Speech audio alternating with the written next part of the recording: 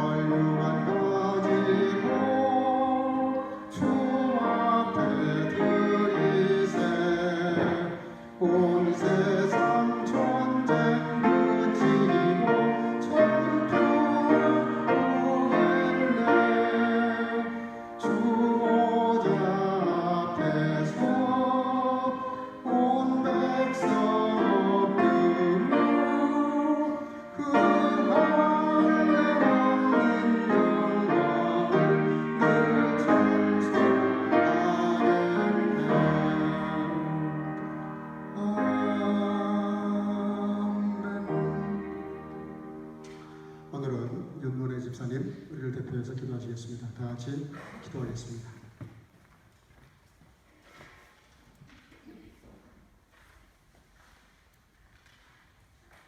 은혜로우신 하나님, 오늘도 이 자리에 함께 모여 예배하게 하심을 감사드립니다. 매주 우리의 예배가 신령과 진정으로 올려드렸는지, 주님을 향한 간절한 소망 없이 나온 자리는 아니었는지 이 시간 우리의 모습을 돌아봅니다. 주님의 형상대로 만들어진 우리는 불평과 투기와 시기와 질투로 얼룩지었고 말씀으로 지어진 온 세계가 병든과 재해 등으로 인해 신음하고 있습니다. 주님, 연약한 우리를 불쌍히 여기어 주시옵소서. 이 시간들을 통하여 우리의 모습이 온전히 새롭게 되기를 원합니다. 우리 속에 있는 거룩하지 못한 모든 것들을 모두 버리고 주님의 형상대로 주님이 원하시는 모습으로 새로워지게 하옵소서. 다시금 오직 여호와를 앙망함으로 새 힘을 얻게 하여 주시옵소서.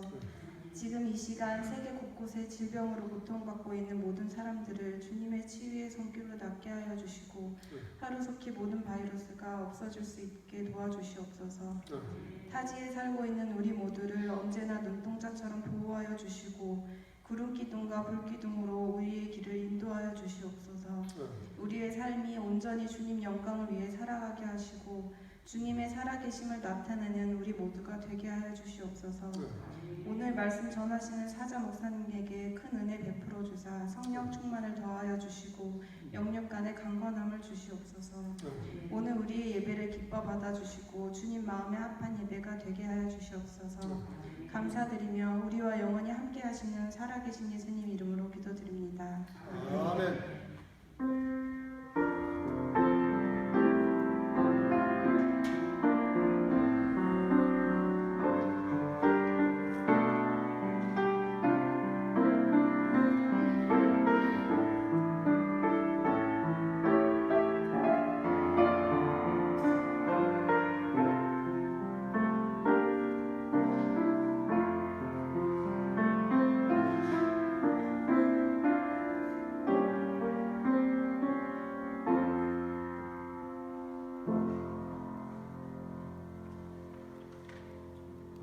오늘 우리에게 주시는 하나님의 말씀은 욥기서 22장 21절에서 30절까지 공부하겠습니다. 너는 하나님과 화목하고 평안하라. 그리하면 복이 내게 임하리라. 청컨대 너는 그 입에서 교훈을 받고 그 말씀을 내 마음에 두라. 내가 만일 전능자에게로 돌아가고 또 내 장막에서 불의를 멀리 버리면 다시 흥하리라. 내 보배를 진토에 버리고 오빌의 금을 강가에 돌에 버리라. 그리하면 전능자가 내 보배가 되시며 내게 귀한 은이 되시리니 이에 내가 전능자를 기뻐하며 하나님께로 얼굴을 들 것이라. 나는 그에게 기도하겠고 그는 들으실 것이며 너의 소원한 것을 내가 갚으리라. 내가 무엇을 경영하면 이루어질 것이요 내 길의 빛이 비추리라. 내가 낮춤을 받거든 높아지리라고 말하라. 하나님은 겸손한 자를 구원하시느니라. 무죄한 자가 아니라도 건지시니 내 손이 깨끗함을 인하여 그런 자가 건지심을 입으리라. 아멘. 오늘은 조연아 자매님 특송을 해주시겠습니다.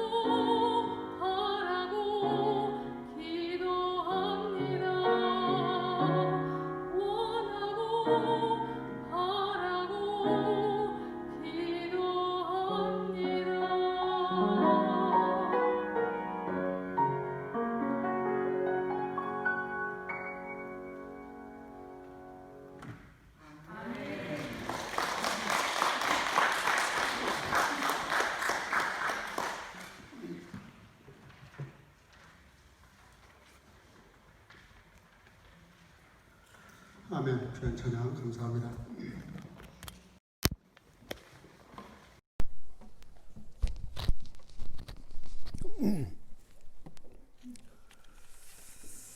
하버드 대학의 입학 시험을 치르기 위해서 면접 시간이 되었는데 그 학생 하나가 면접실에 들어왔는데 얼굴이 좀 기린처럼 목이 좀 긴 그런, 그리고 얼굴도 좀 긴 그런 친구가 면접실에 앉았습니다. 교수가 짓궂은 질문을 합니다.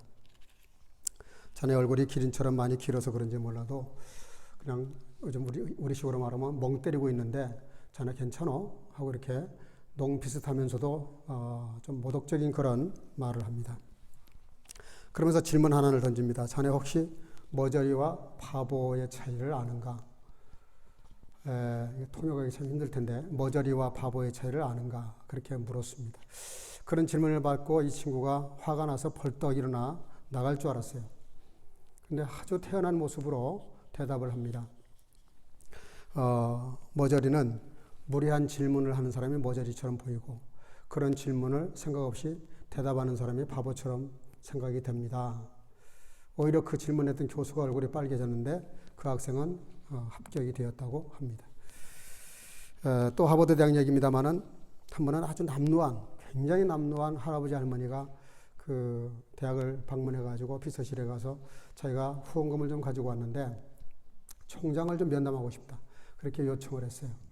비서가 아무리 위아래를 훑어봐도 돈이 있을 것 같지도 않고 너무 남루하게 그런 나이 많이 드신 분이 와서 그러니까 좀 이렇게 적당히 이렇게 둘러대면서 시간을 끌다가 할 수 없이 나중에 안 가고 앉아 있으니까 총장실에 면담을 이렇게 집어넣습니다. 그래서 그 총장이 면담을 하게 되는데 총장도 역시 마찬가지예요. 너무 남루하니까 다리를 꼬고 앉아서 팔짱을 딱 끼고 아주 건방진 태도로 그렇게 말하는 거예요. 저희 학교로 말하면 제일 작은 건물 하나가 약 750만 불짜리인데 어떻게 얼마나 후원을 하실런지 이러면서 아주 심근방을 좀 떨었습니다. 그때 그 말을 듣고 있던 경청하고 있던 그 할머니 할아버지가 갑자기 할머니가 할아버지 얼굴을 쳐다보면서 한마디 합니다. 여보, 건물 한 동에 750만 불이라는데 우리가 아들을 생각해서 이 학교에 후원을 하려고 했지만 뭐 그 정도면 차라리 우리가 대학을 하나 세우는 게 낫지 않겠소? 하면서 그 총장에게는 친절한 정보에 감사하다 그러면서 아주 깍듯하게 인사를 하고 그 자리를 나왔습니다. 그리고 이분들이 나와서 캘리포니아에 대학을 하나 정말로 세웠습니다. 이 대학이 그 노부부 성을 따서 이름을 지었는데 스탠포드 대학입니다. 나중에 이 스탠포드 대학이 세워진 다음에 이 사실을 알게 된 하버드 대학에서 그 학교 정문 들어가는 입구에 그렇게 문구를 적어놨다고 합니다. Don't judge a book by its cover. 우리식으로 말하면 사람을 예모로 취하지 말라는 말인데 이렇게 해석을 하면 책 표지만 보고 내용을 평가하지 마라 그런 뜻입니다. 겉의 표지가 아름답다고 해서 그 책이 내용이 꼭 좋은 것만은 아니라는 것이죠. 이상하게 현대인들은 외형적인 것을 굉장히 좋아합니다. 이왕이면 다홍치마라고 잘생긴 사람. 요즘은 뭐 남자들까지도 면접시험을 보러 가게 되면 깍듯하게 차려입고 심한 경우는 성형수술도 합니다. 우리나라가 지금도 그러는지는 모르겠습니다. 전 세계에서 제일 잘 나가는 의료 기술 중에 하나가 성형수술입니다. 외모치상주의가 만들어낸 그런 결과죠. 가서 사진 보여주고 이대로 만들어달라 그러면 그게 뭐 김태희가 됐든 누가 됐든 그대로 만들어준다는 거예요. 근데 그렇게 하나님이 창조해 주신 그 아름다운 모습을 왜 이렇게 인위적으로 뜯어 고쳐가지고 하려고 할까? 외모추상주의가 만들어낸 그런 결과죠. 예수를 믿는 것도 마찬가지입니다. 우리가 외형적인 걸 무시할 수 없습니다. 나타난 것은 속에 내용이 있기 때문에 그런 내용이 나타나고 그런 말을 한 것은 생각이 그러니까 그런 말을 하는 것이거든요. 그래서 우리가 드러난 것이 중요하지 않다는 것이 아니에요. 그러나 선후의 문제에서는 대단히 큰 차이가 있습니다. 성경은 한 번도 우리의 복에 대한 이야기를 하실 때 드러난 환경이나 여건이나 조건을 강조하신 적이 없어요.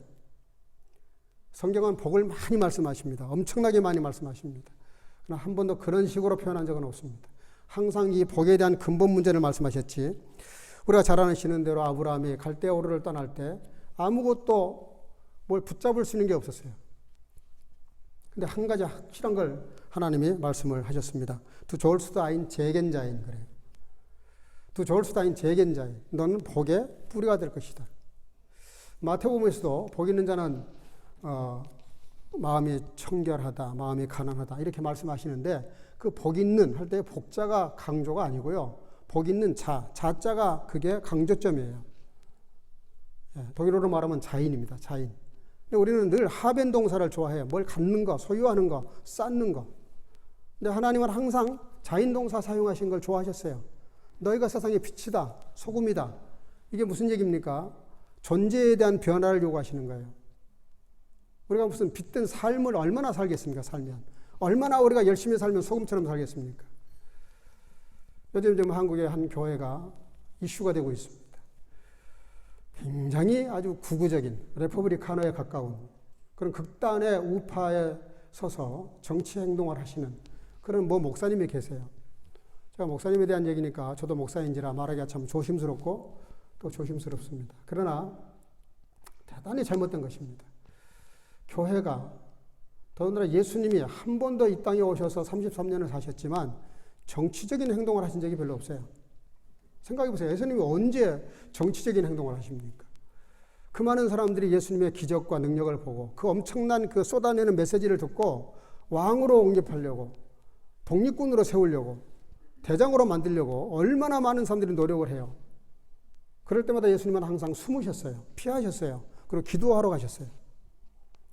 교회의 힘이라는 것은 세력을 모아서 군중의 힘을 얻어서 뭘 주장하고 뭘 성취하는 데 있지 않습니다. 그거는 지극히 성경에 경계하는 일입니다. 한 번도 만약에 예수님이 그걸 원하셨고 인정하셨다면 당시에 카이저, 로마 황제를 왜 가만둡니까? 자기 나라를 식민지 삼아가지고 온갖 핍박을 가하는 그 총독을 왜 가만둡니까? 한 번도 정치적인 반응으로 비판한 적이 없어요. 그래도 국민이 51%가 지지해서 선거로 뽑아놓은 대통령을 무슨 근거로 탄핵을 하자 그러고 끌어내리겠다 그러고 쳐들어가자 그러고 폭파시키자 그러고 이런 막말을 합니까? 제가 대단히 흥분이 되더라고요. 이건 아닌데 교회가 이런 식으로 나가면 교회를 세상 사람들이 어떻게 평가하고 어떻게 교회를 규정하겠어요? 교회는 그런 곳에 힘이 있는 것이 아닙니다. 오히려 그렇게 하는 사람들 앞에서 용서를 말하고 포용을 말하고 화목을 말하고 화해를 말하고 예수 그리스도의 보혈의 능력과 복음을 말하고 그리고 엎드려 우리가 기도하자. 다 이게 내 탓이다. 이래도 모자랄 판인데 그거를 그렇게 무차별 공격을 하면서 더더군다나 이렇게 그 어려운 이 엄중한 시절에 몇만 명이 모여서 그렇게 데모를 해가지고 전국에 그만 이 코로나를 퍼뜨려버리는 그러고도 신천지 2만인은 엎드려 사죄라도 했죠. 미안하다는 사과 한마디 없이 너무 저는 이해가 안 됩니다. 왜 이런 현상이 벌어졌을까? 기도하는 가운데 오늘 이 말씀이 생각이 났어요. 왜 이렇게 한국 교회가 자꾸 외형주의로 나갈까? 왜 성장주의로 나가고 왜 자꾸 뭘 보여주려고 그럴까? 뭔가를 이렇게 한다는 걸 보여주려고 자꾸 이럴까? 교회는 그렇게 되면 안 되는 겁니다. 본질에서 벗어나는 거예요. 오히려 기독교는 핍박을 받고 오른편 뺨을 때리면 왼편을 돌려대면서 오리를 가져라면 심리를 가주는 그런 넉넉함과 포용과 화해와 그리고 그 많은 싸움과 어려움 속에서 십자가 정신을 가지고 희생하는 그런 모습을 보이는 것이 맞잖아요.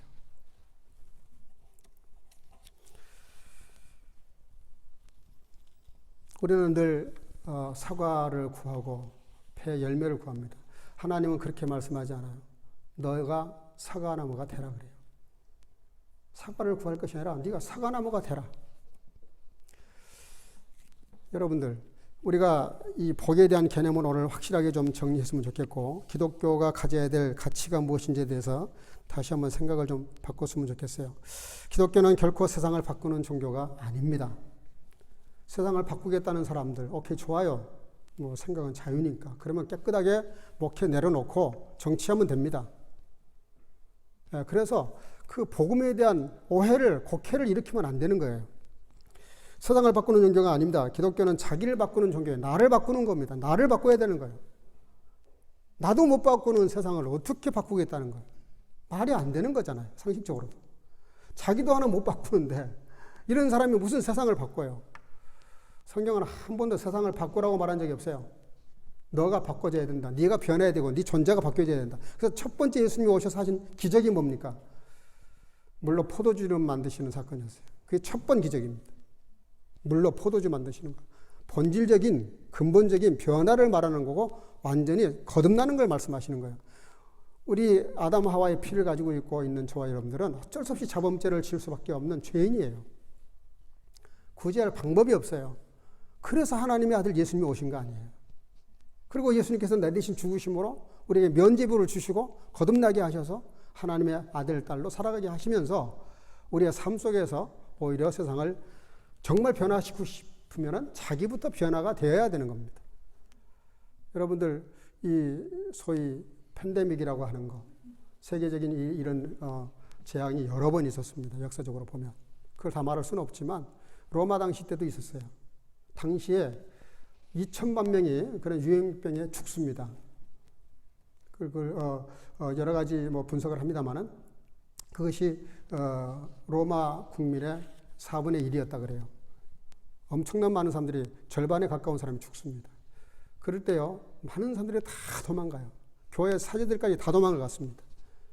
그걸 관리해야 될 의사하고 또 관리 정부도 다 도망갑니다. 그 균을 피해서 다 도망가요. 근데 도망가지 않은 유일한 사람들이 몇 사람이 있었습니다. 이분들이 죽은 시신을 조용히 밤사이에 다 치우는 거예요. 아무도 모르게. 나중에 이 사실이 알려집니다. 알고 보니까 그리스도인들이었어요. 예수를 믿는 사람들이었어요. 그래서 60년 지나서 콘스탄틴 대제가 기독교를 그렇게 핍박하던 사람이 기독교 국가로, 우리 국가 종교로 공포를 합니다. 세상을 바꾼다는 것은 그런 것입니다. 그냥 그리스도인의 삶을 묵묵히 사는 거예요. 그래서 그거를 사람들에게 일부러 보이려고 할 필요도 없어요. 선한 일도 나중에 드러나면 더 큰 감동이 오거든요.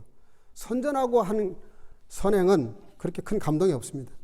그래서 여러분들 성경을 보면 욥은 하루아침에 처자식을 다 잃습니다. 온 재산을 다 버립니다. 자기 몸도 망가집니다. 그런데 찬양을 불러요. 왜 그랬을까요? 그의 영혼이 하나님과 연결되어 있는 거예요. 그런 엄청난 재앙이 하나님과의 관계를 끊지 못한 겁니다. 바울이 병들고도 왜 내 은혜가 내게 족하다 그럴 때 아멘하고 봤습니까? 그는 그 약함 속에서 병 속에서도 역사하시는 하나님의 은혜를 체험한 거예요. 기독교, 내가 예수를 믿으면 잘되고 만사형통하고, 물론 그럴 수 있어요. 따라오는 복으로. 그러나 그걸 추구하는 건 잘못된 겁니다. 그거는 기독교가 추구하는 가치가 아니에요.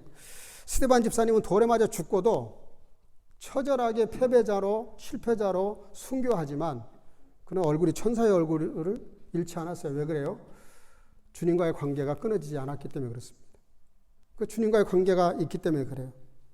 바나바는 전 재산을 바치고도 모자라서 선교 최전선에 나갑니다. 그 왜 그래요? 그 마음에 예수가 계시기 때문에 그렇습니다. 베드로가 왜 예수님이 십자가에 못 박힌 대로 못 박지를 못하고 거꾸로 십자가에 못 박혀 죽습니까?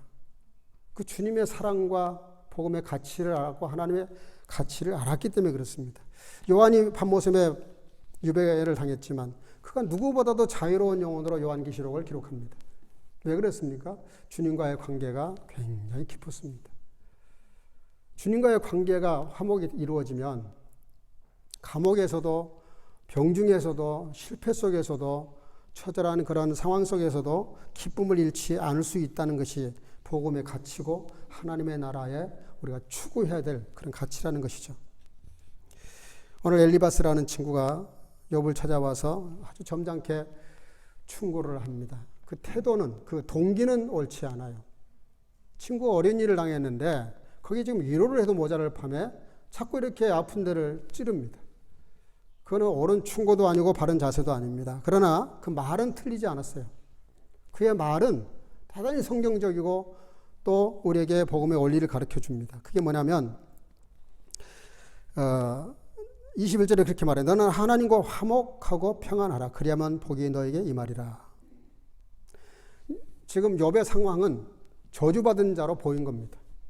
그러니까 네가 다시 그걸 회복해서 복된 자가 되고 싶으면 하나님과 화목하고 그리고 평안하라.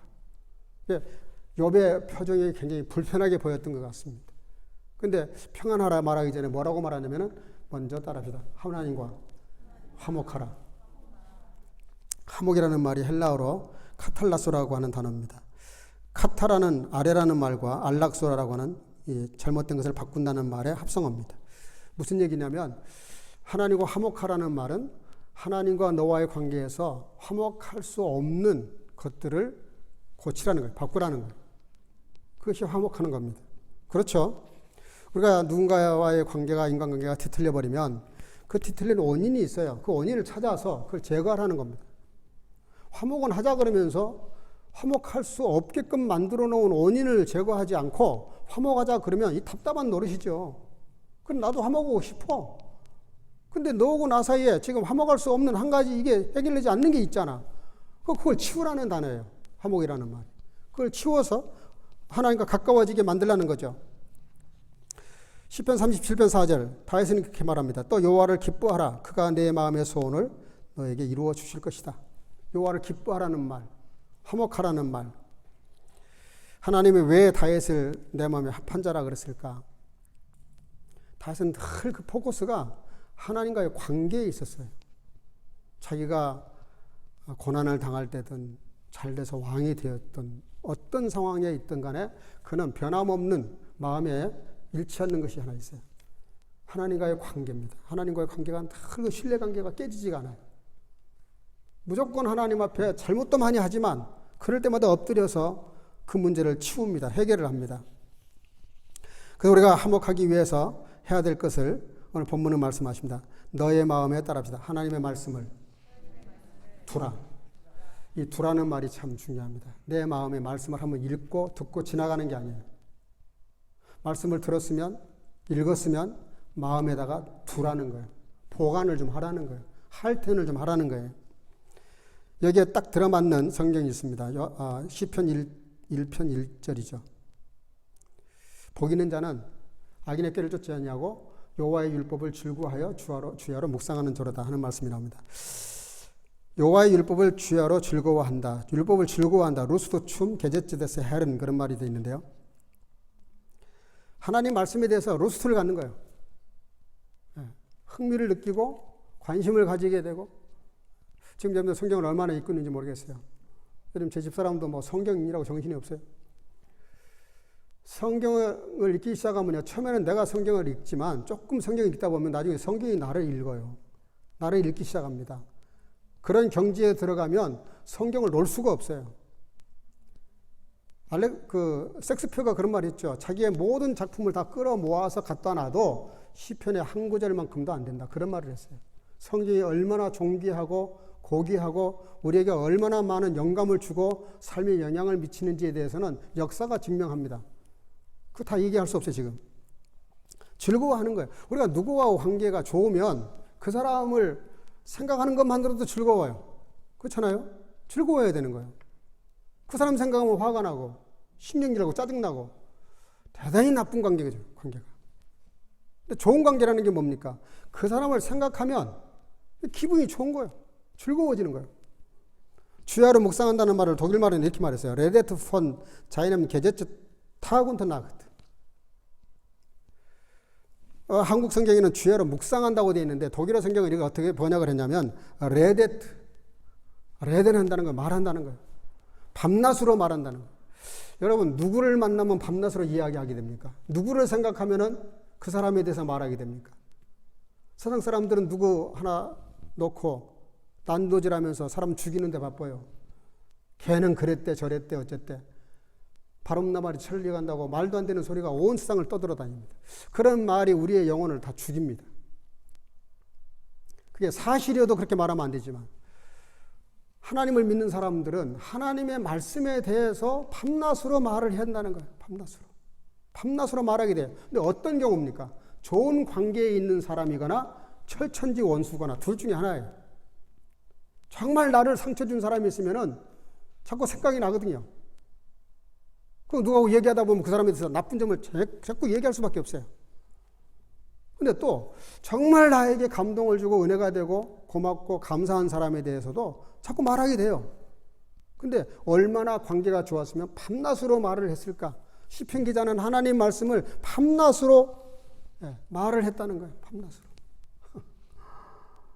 우리 선교가족 여러분들은 밤낮으로는 아니어도 이야기할 기회가 있으면 그때만이라도 주님 말씀을 나눌 수 있기를 주의 이름으로 축복합니다.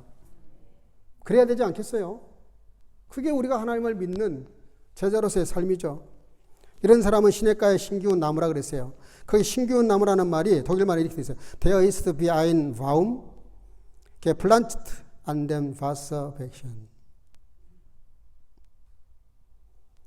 씨가 바람에 날려다니다가 떨어져서 난 그런 나무가 아니고요. 누군가가 플란젠 했다는 거예요. 플란트. 누군가가 심었다는 거예요. 이렇게 말씀을 즐거워하고 밤낮으로 말하고 생각하는 사람은 하나님이 그 사람을 어디에다가 심냐면은 이왕이면 저 물가에다가 심으신다는 거예요.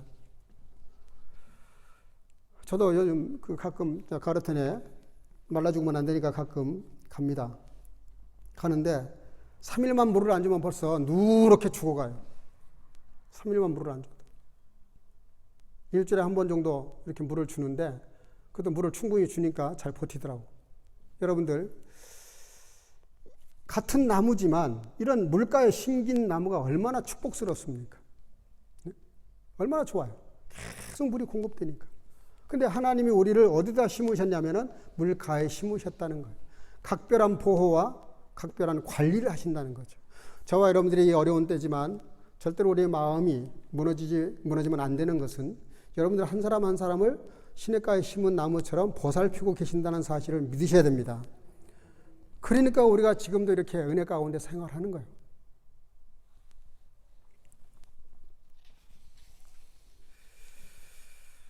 그리고 우리가 하나님과 화목되는 두 번째 방법은 하나님께로 돌아가는 것입니다. 집을 떠났던 탕자 얘기 너무 잘 아시죠? 집을 떠나버리면 아버지와 친할 수가 없어요.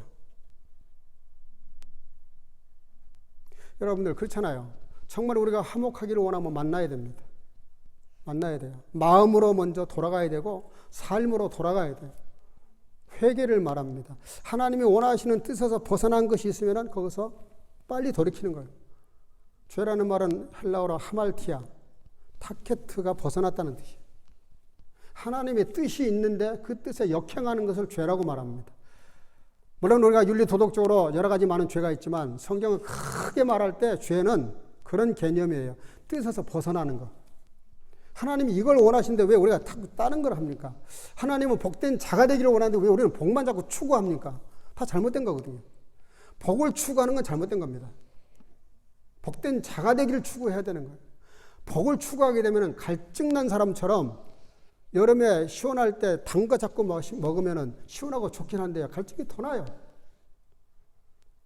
별 맛이 없지만 그래도 물을 마시면 갈증이 좀 덜합니다. 여러분, 우리가 하나님의 뜻에 벗어나는 것, 그런 것들이 아무리 좋은 것이라 할지라도 달콤한 것이라 할지라도 벗어나야 돼요. 그리고 세 번째는 여기 보니까 하나님과 화목하는 방법을 오늘 본문 좀 강조하고 싶은 내용인데요. 따라합시다. 오빌의 금을 진토에 버려라. 오빌의 금을 진토에 버리라고 말씀하십니다. 하나님과 화목하는 방법을 지금 말씀하시는데요. Wirf in der Stau dein Gold und zu dem Steinen der Becke das Ophir Gold. 그렇게 돼 있어요. 독일어에. 이게 무슨 얘기입니까? 오피어 골드라는 게 굉장히 유명한 금입니다. 아주 질이 좋은 금인데 이 오빌이라고 한글은 이렇게 번역이 되어 있습니다만 여기가 정확히 어느 장소인지는 잘 몰라요. 대략 인도 아니면 아프리카입니다. 근데 아프리카일 가능성이 많은 것이 왜냐하면은 그 한때 스바 여왕이 그 솔로몬을 찾아와 가지고 선물을 내놨는데 그때 내놓은 선물이 오빌의 금입니다. 120만 달란트 어치를 내놨어요. 어마어마한 양입니다.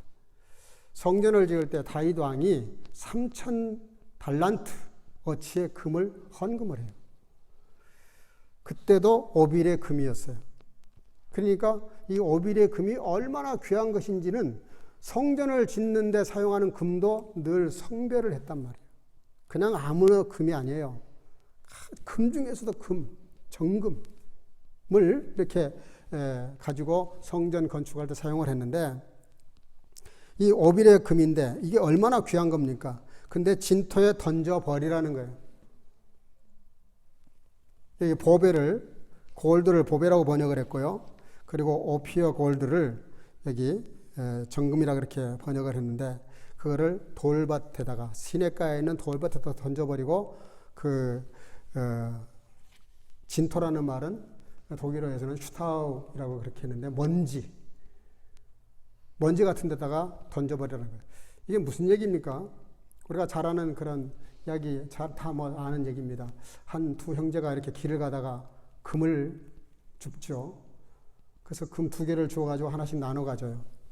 그 둘이 이렇게 너무 금 2개를 나눠 가지니까 얼마나 좋아요. 그래서 이렇게 이게 웬 노다지냐 이러면서, 횡재냐 이러면서 길을 가다가 한참을 가는데 갑자기 형이 그 냇가에 왔을 때 그 금을 던져버려요.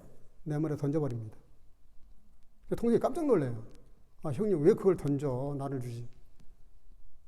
그때 형이 하는 말이, 야, 내가 이 금을 너고 나눠가지고, 때는 좋았는데 길을 가다 보니 너가 없었더라면 내가 2개 다 갖는 건데, 야, 자꾸 이런 마음이 생긴다. 그러니 이 금덩어리가 너하고 나서의 재앙이 될 수도 있겠다. 너하고 나의 관계가 깨지기도 할 수 있겠다. 그렇죠. 실제로 많은 사람들이 물질 때문에 형제지간에, 가족간에, 친구, 우정 다 망가지죠. 그래서 던져버렸다는 거예요. 그러니까 아우도 똑같은 생각을 한 거예요. 그래서 같이 던져버립니다. 금을 던져버리고 화목을 유지한 거예요. 굉장히, 예수를 믿는 친구인지 아닌지는 몰라도 굉장히 지혜로운 사람들이고, 뭐가 더 중요하고 덜 중요한지를 안 거죠. 물질이, 명예가, 부가 죄가 아닙니다. 절대로. 그걸 죄라고 말하려고 그러는 게 아니에요. 선후의 문제를 말하려고 그러는 거고, 경중의 문제를 말하려고 그러는 거예요. 우리가 하나님 앞에 복된 자가 되면 그런 복은 따라오게 돼 있어요. 안 따라올 수도 있고요. 건강을 추구할 필요 없어요. 내가 예수를 잘 믿고 주님과의 관계가 좋아지면 관리하게 돼 있어요. 왜? 내 몸이 내 몸이 아니고 주님 몸이니까 건강 관리할 수밖에 없어요. 순서의 문제고 경중의 문제입니다. 뭐가 더 중요하고 덜 중요하냐 이 말이죠. 우리가 복된 자가 돼버리면 복은 따라오게 돼 있단 말이죠. 그래서 우리가 보배를 진토에 버리고 돌짝밭에 버리라는 말이 무슨 뜻입니까? 하나님보다 더 귀한 것이 내 앞에 있으면 절대 안 된다는 거예요. 오늘 이 친구는 여백에 굉장히 중요한 포인트를 얘기한 겁니다. 내가 아무리 지금 많은 독백을 하고 생각을 하고 글을 쓰고 있지만, 그러나 그보다 더 중요한 것은 하나님과의 관계고 내가 복된 자가 되는 것이 중요하다. 하나님과 화목하는 게 먼저다. 그런 얘기해요. 무슨 얘기냐면, 하나님보다 내 앞에 더 중요하고 더 급하고 더 서두르고 더 우선순위에 뒀던 것이 있다면, 그거를 지금 오빌의 금을 강가에 버리고 돌짝밭에 버리고 진토에 버려버려라. 그거를 먼지처럼 여기고 돌처럼 여겨라. 그런 얘기입니다. 지금까지 내가 우상처럼 섬겼던 거, 중요하게 생각했던 거, 어떤 분은 또 예배가 우상이 되는 분들도 있어요. 이번에 보니까 한국의 어떤 지역에서는 방역대책본부의 말을 따를 수 없고 우리는 예배 드리겠다 그러더라고요. 뭐 물론 그분들이 신앙이니까 존중해야 됩니다. 그래서 우리는 코로나 걸려도 좋다. 거기까지는 오케이예요. 근데 문제가 어디서 터지냐면, 내가 걸린 것으로 끝나지가 않는다는 게 문제예요. 내가 걸려서 돌아다니면 다른 사람을 죽게 만든다는 것이 문제입니다. 기독교가 사랑의 종교인데, 내가 코로나 걸려가지고 나는 감당할 거야. 오케이, 좋아요. 자기 자유니까. 근데 문제는 자기가 다른 사람을 옮긴다는 게 문제잖아요. 교회보다 방역대책을 앞에 둔다는 그런 뜻이 아니라 생명을 더 소중하게 생각한다는 게 중요하고, 생명을 더 소중하게 생각하는 이유는 하나님이 그를 창조한 사람이니까 하나님을 생각해서 그러는 거예요. 그래서 우리가 모든 이 일들을 이렇게 분별할 때 분별력이 필요합니다. 지금은 나라가 하나가 돼서 잘 협력하고 도와서 좀 양보하고 좀 포기하고 좀 방법을 바꿔서, 그래서 사람들을 살리는 쪽으로 포커스를 맞춰야 그게 기독교의 가치관 맞잖아요. 예수님의 정신과 맞는 거잖아요. 하나님은 아들 예수까지 죽여서라도 우리를 살리려고 하시는데 그 귀한 생명 하나하나에 대해서 기독교가 그런 가치관을 부여하고 서로가 힘을 모으고 지혜를 모아야 될 때잖아요. 오케이, 정부 비판해야 됩니다. 잘못한 것 비판해야 돼요. 근데 왜 그게 지금 하필이면 지금입니까? 이게 어려운 때입니까? 나중에 해도 되고 선거 때 심판하면 되잖아요. 뭐가 그렇게 급해? 저렇게 난리를 치고도 감옥에 안 가는 거 보면 세상이 좋긴 좋은 것 같아요. 옛날 같았으면 이게 감히 상상이나 할 수 있는 일입니까? 다방에서 저도 기억납니다. 다방에서 무슨 얘기하다가 조금 정부 비판하려고 하면 눈치 봤어요. 어디 정보원 없나? 이러고 이야기 나눈 적이 있습니다. 제가 청년 때. 여러분들, 보배를 진토에 버리라는 말이 무슨 얘기냐면 내가 소중하다고 생각하는 것들을 하나님보다 더 소중하게 느껴지는 것, 중요하게 느껴지는 게 있으면 그걸 버리라는 뜻입니다. 그것이 복된 자가 되는 하나님과 가까워질 수 있는 방법이에요. 마지막으로 그런 복된 자가 되기 위해서 뭘 해야 될까? 본문은 기도하라고 합니다. 너는 그에게 기도하겠고 그는 들으실 것이며 너의 소원한 것을 내가 갚으리라. 내가 무엇을 경영하면 이루어질 것이요 내 길의 빛이 비추리라. 여러분, 기도는 대화입니다. 하나님과의 대화예요. 가까워지겠다는데 대화를 멀리하고 대화하자는데 안 만나겠다 그러고 대화하자는데 난 이야기하기 싫다. 관계가 깨지는 거죠. 더 나빠지는 거죠. 우리가 하나님께 가까워지고 화목하는 방법이 뭐예요? 주님과 만나서 대화하는 거예요. 또 하나는 겸손한 겁니다. 내가 낮춤을 받거든 높아지리라고 말하라. 하나님은 겸손한 자를 구원하시느니라. 무죄한 자가 아니라도 건지시리니 내 손이 깨끗함을 인하여 그런 자가 견지심을 입으리라. 여러분, 겸손에 대해서는 더 말하지 않아도 여러분들 너무나 잘 아십니다. 겸손이 얼마나 중요합니까? 사람 간에도 그래요. 교만한 사람은 뭔지 모르겠는데 하여간 껄끄러워요, 뭔가. 근데 늘 겸손하고 잘 받아들이고 이런 사람들은 자꾸 이야기가 더 잘 풀려가고 더 만나고 싶고 더 이야기하고 싶어지죠. 교만과 겸손의 차이가 도대체 뭘까? 분별하는 방법이 있어요. 내가 교만한지 교만하지 않는지 분별하는 방법이 있어요. 무슨 일을 놓고 나를 높이는지 하나님을 높이는지를 보면 알 수 있어요. 무슨 일을 할 때 내 힘으로 하려고 그러는지 주님의 힘으로 하려는지 보면 알 수 있어요. 무슨 일을 놓고 일하기 전에 먼저 기도하는지 일부터 하는지를 보면 알 수 있어요. 거기서 겸손과 교만이 갈립니다. 겸손이라는 말이 두 손을 모으고 허리를 숙인다고 겸손이 아닙니다. 진정한 겸손의 의미는 하나님 앞에서 자기 위치를 정확히 찾는 거예요. 절대자 앞에 인간의 유한함을 인정하고 그분을 의지하고 의뢰하고 그분의 지혜를 인정하고 맡기는 거예요. 결론이 뭡니까? 이런 겸손과 기도를 통해서 주님과 화목이 이루어지고 특별히 말씀을 통해서 또 하나님의 그 은혜를 통해서 우리가 하나님과 가까워진 다음에 이런 따라오는 복이 뭐냐면은 하나님이 나의 보배가 되어 주시겠다고 하십니다. 그러니까 이겁니다. 내가 오빌의 금을 버리고 던져버리면 그러면 그 금이 사라지지만 내게는 주님이 다가오신다는 뜻이에요. 주님이 나의 보배가 되신다고 하십니다. 그리고 내 얼굴을 들게 하시겠다고 합니다. 쉬운 말로 할게요. 우리 체면을 살려주신다는 거예요. 우리가 잘못이 많고 부족이 많지만 우리의 체면을 살려주셔. 기도 응답하시고요. 다시 부흥할 것이다. 범사에 형통할 것이다. 너의 경영하는 것이 이루어질 것이다. 네가 가는 곳에 빛이 비칠 것이다. 이렇게 어마어마한 헤아릴 수 없는 축복을 말씀을 하십니다. 사랑하는 성도가족 여러분들, 어려운 시기입니다. 특별히 지금은 정말 어려운 시기예요. 더 암담한 것은 많은 이쪽 분야의 전문가들이 하는 말이 다시 팬데믹, 그러니까 코로나 이전 시대로 돌아가기는 어려울 것이라고 하는 그런 전망을 말합니다.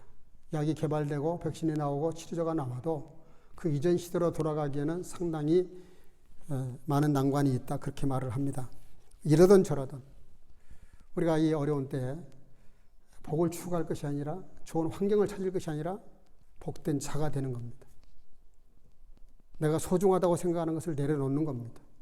그리고 주님을 붙잡는 거예요.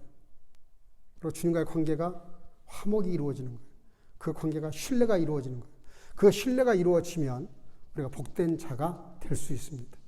복된 자가 되면 우리가 이 세상에 추구하는 그 많은 것들, 이 모든 것이 따라온다고 말합니다. 따라오지 않아도 좋습니다. 그러나 따라올 확률이 훨씬 높습니다. 성경이 그렇게 말씀하고 있습니다.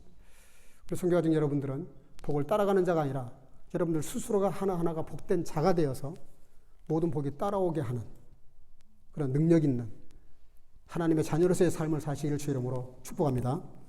기도하겠습니다. 사랑과 은혜가 충만하신 아버지, 오늘도 주 앞에 나와 예배하는 시간에 오빌의 금을 강가에 던져버리라 말씀하신 말씀을 통해서 우리가 무엇을 놓고 무엇을 붙잡아야 되는지를 말씀하신 아버지 하나님, 우리가 하나님 자체를 붙잡게 도와주시고 복의 뿌리 되시고 근본 되시는 그 하나님과 나와의 관계가 화목이 이루어지고 모든 관계가 개선되어지고 더 큰 신뢰와 아름다운 관계가 형성되어지므로 우리가 복된 자로 살아가게 하시고 복된 자로 살아가기에 모든 환경도 그렇게 변화되는 역사를 체험할 수 있도록 역사해 주시기를 간절히 소원하옵고 예수님의 이름으로 기도하옵나이다. 아멘.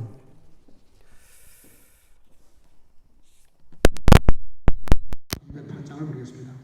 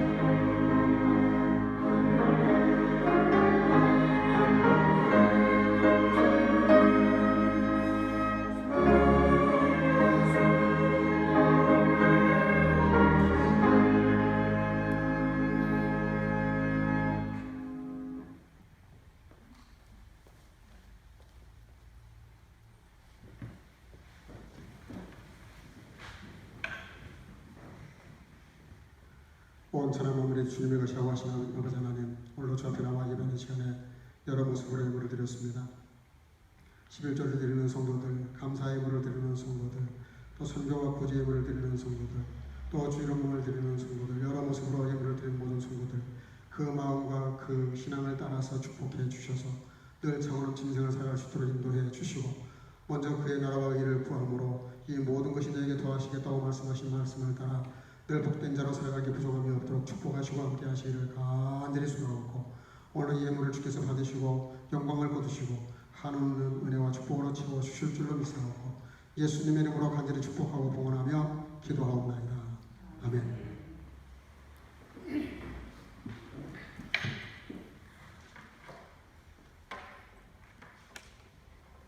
몇 가지 안내 말씀을 좀 드리겠습니다.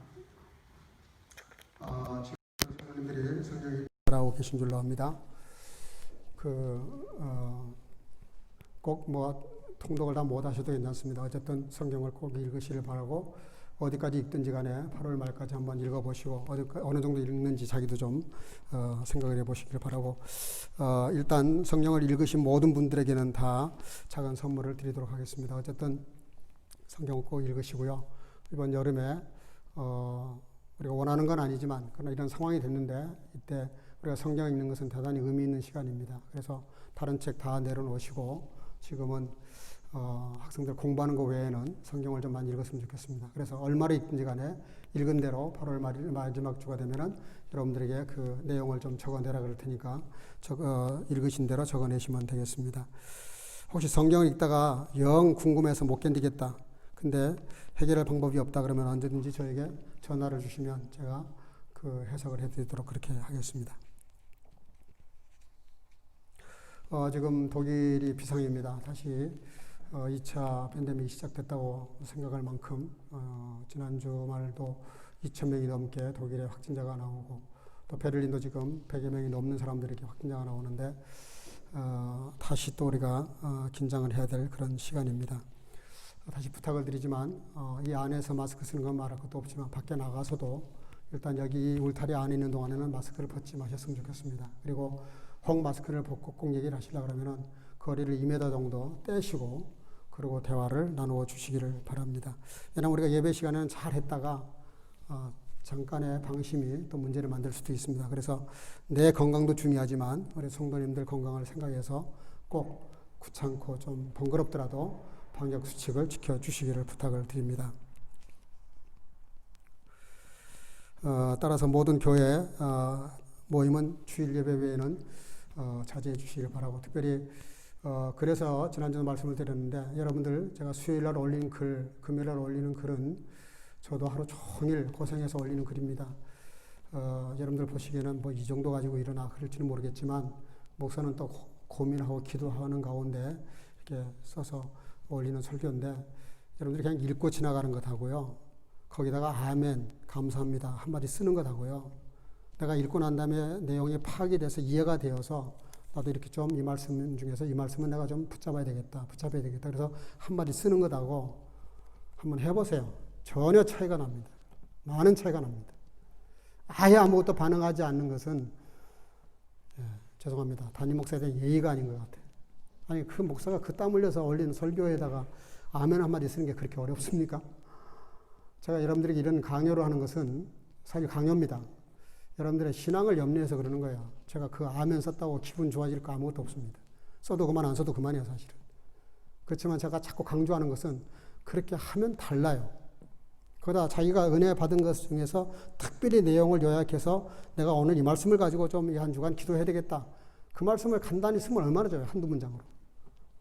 자꾸 은혜를 나누다 보면요, 은혜가 더 됩니다. 또 그걸 읽는 사람들이 이 친구는 이런 것에서 이렇게 은혜를 받았구나. 너무나 좋은 거예요. 그래서 여러분들 수요일날, 금요일날 교회를 못 오시는 대신에 집에서 하시지만 또 다른 곳에서 하시더라도 읽고 꼭 쓰세요. 아멘이라고도 쓰세요. 하다못해. 그래서 쓰시고 출석 체크도 하시고 그 다음에 가능하면 내용을 좀 이렇게 읽어보시고 한두 마디라도 쓰시면 최고로 좋습니다. 해보세요. 순종해보세요. 제가 이유가 다 있어서 하는 겁니다. 그렇게 해서 이 어려운 때 신앙 유지를 위해서 최소한의 그런 수고를 좀 해야 되고 거룩한 부담감을 좀 가지고 살아야 우리 신앙이 조금이라도 나태하지 않고 그나마 유지될 수 있는 그런 것이죠. 다른 거는 다 우리가 잘하면서 그런 걸 못하게 되면 그건 또 아닌 것 같습니다. 여러분들 수요일날 금요일날 올린 글에 대해서 여러분들 좀 읽으시고 제대로 읽으시고 그 은혜를 나누시기를 바랍니다. 그리고 꼭 수요일날이 아니어서 못하면 그날 저녁에도 좋고 그 다음날 하셔도 괜찮습니다. 그리고 혹시 뭐 주중에 어려운 일 있으시면 저에게 반드시 연락을 주셔서 같이 해결할 수 있도록 그렇게 협조해 주시길 바랍니다. 예.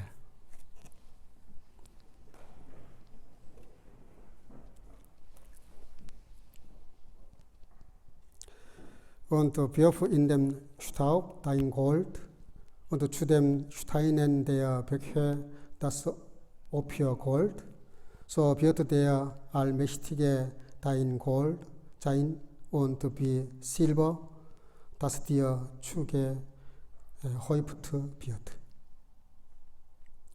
Der Herr segne dich und behüte dich. Der Herr lasse sein Angesicht leuchten über dir und sei dir gnädig. Der Herr hebe sein Angesicht über dich und gebe dir Frieden.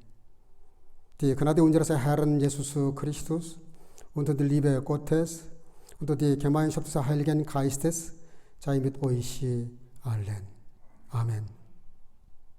내 보배를 진토에 버리고 오빌의 금을 강가의 돌에 던지라. 그리하면 전능자가 너의 보배가 되시며 내게 귀한 은이 되시리니. 여호와는 너에게 복을 주시고 너를 지키시기를 원하며 여호와는 그 얼굴로 내게 비추사 은혜 베푸시기를 원하며 여호와는 그 얼굴로 내게로 향하여 드사 평강 주시기를 원하노라. 이제는 우리 구주 예수 그리스도의 놀라우신 은혜와 지금도 변함없이 우리를 사랑하시는 하나님 아버지의 극진하신 사랑하심과 주의 자녀들을 항상 믿음과 진리의 길로 인도하시기를 기뻐하시는 성령의 교통으로 충만케 하시니 오늘도 세상에 속한 오빌의 금 같은 것들을 내려놓고 영원한 가치, 하늘에 속한 것들을 위하여 살기를 마음속에 결단하고 돌아가는 사랑하는 성교가족 모든 지체들 머리 위에 이제로부터 영원토록 함께 있을지어다. 아멘.